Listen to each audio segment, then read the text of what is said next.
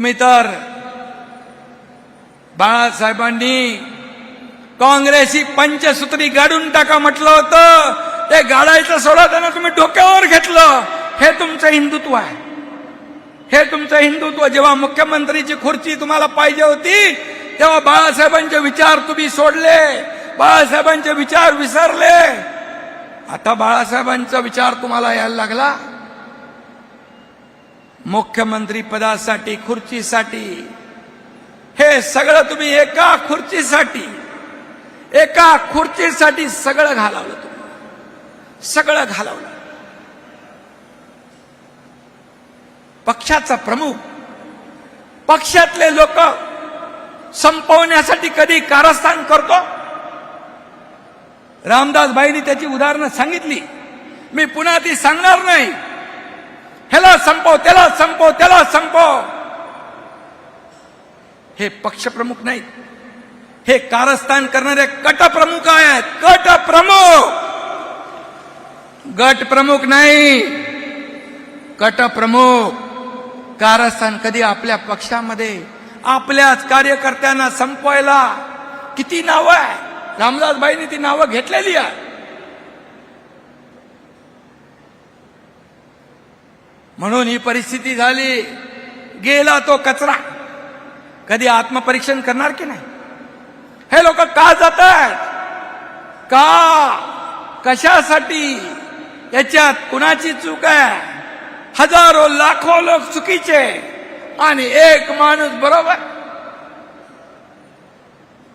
जगामध्ये असा कुठलाही पक्षाचा प्रमुख अध्यक्ष नसेल की स्वतःच्याच पक्षातल्या लोकांना संपवण्याची भूमिका घेणारा.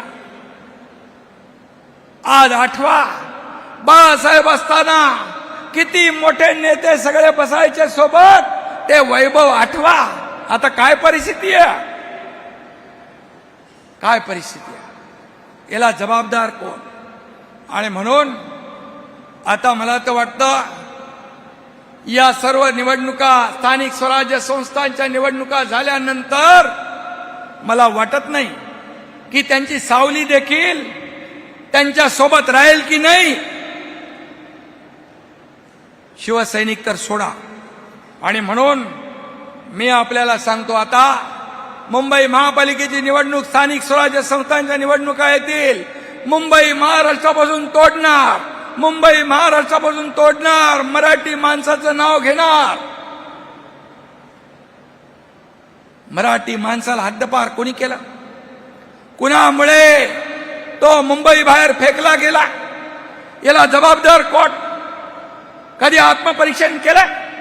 मी सांगतो, मुंबई महाराष्ट्रापासून कुणाच्याही 7 पिढ्या खाली आल्या, कोणी माईकाला आला तरी मुंबई महाराष्ट्रापासून वेगळी होऊ शकत नाही, होऊ शकत नाही.